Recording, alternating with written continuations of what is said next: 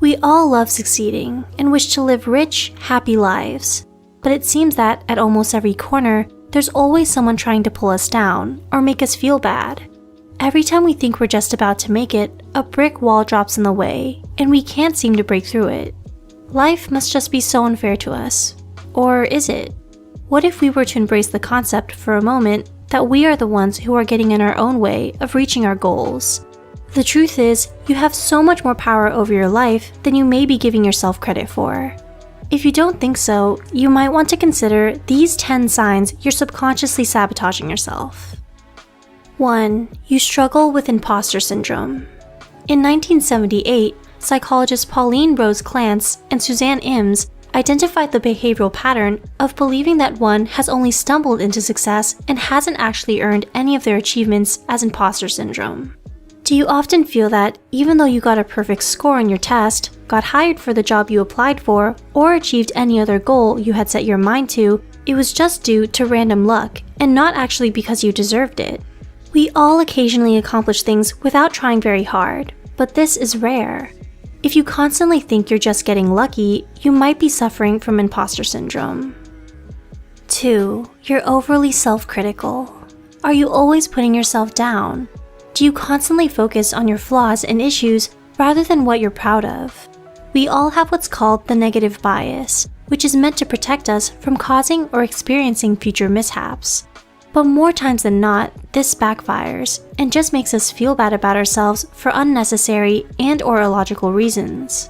Being humble is virtuous, but constantly being negative and feeling sorry for yourself will only hold you back. 3. You procrastinate. According to the dictionary, procrastination is the act or habit of delaying or putting off something that usually requires attention. All of us have goals and finish lines we want to make, whether it be having a career of being a famous movie star or winning a video game tournament. But why is it that we distract ourselves from making our dreams become realities? In almost every case, this is because of fear. We're afraid of failing and would rather not suffer the embarrassment, disappointment, or any pain whatsoever that would come with it. Sure, it might be a little easier to just binge watch a show or go scrolling on social media during your free time. But this probably isn't going to help achieve your dreams. 4. You compare yourself to others. You got a B+ on your quiz, but your classmate George got an A. Your friend Stacy got complimented for her outfit, but you didn't. What's odd is that you probably felt fine until you made either of those comparisons. Why is it that we spend so much time focusing on what others have rather than what we have? This concept was first officially analyzed by social psychologist Leon Festinger in 1954. Essentially, he concluded that we compare in order to both reduce our uncertainty and help define ourselves. But unfortunately, comparing isn't the best way to help motivate us. In fact, most of the time, it just makes us feel like we're not good enough, and the more we do it, the more we feel we never will be. 5. Your life is disorganized. Does everything always feel really overwhelming and out of control? We all go through times of complication, but if one attribute of your life is in disarray and not taken care of, it will seep into more aspects of your life, and thus could lead to even more procrastination.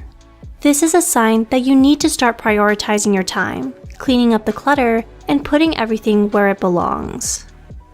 6. You initiate conflicts with those you love. Are you somehow always getting into arguments with your family? Are your friends frequently fighting with you? Conflict occurring in our lives one way or another is inevitable. But if it's somehow happening between you and your loved ones all the time, there's a good chance that you subconsciously fear intimacy. As human beings, we are comfortable with what we find familiar, and, believe it or not, if what we are familiar with is difficulty and turmoil, then being at peace with those we love may actually make us feel a little uneasy. This drives us to ignite more fights in order to get back into our comfortable area of chaos. Other times, it's because we fear rejection, so we begin a squabble before our companion has the chance to hurt us. Regardless, this is very unhealthy behavior and will only continue to sustain the sabotaging of our lives. 7. You lose your goals shortly after you achieve them. Have you ever received something you wished for only to lose it shortly afterwards?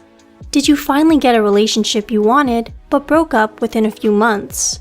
If this same problem keeps popping up time and time again in many areas of your life, this may be due to your beliefs and self-talk. On some core level, you may not believe in yourself and think you are unworthy. 8. You focus on problems rather than solutions. As John Lennon once said, there are no problems, only solutions. When something bad happens, it may surprise you to hear that it's not actually a problem. That is, as long as you don't perceive it that way. The truth is, you have full reign to believe whether an incident that occurred is an issue or not. If you find yourself complaining or curling up in a ball every time something you don't want happens, this is without a doubt a sign you're sabotaging yourself. 9. You're overindulgent. Now this is an easy telltale sign. Do you find yourself snacking out of boredom, even when you're not very hungry? Do you often stare at videos, watching one after another, even when you don't think they're interesting or entertaining?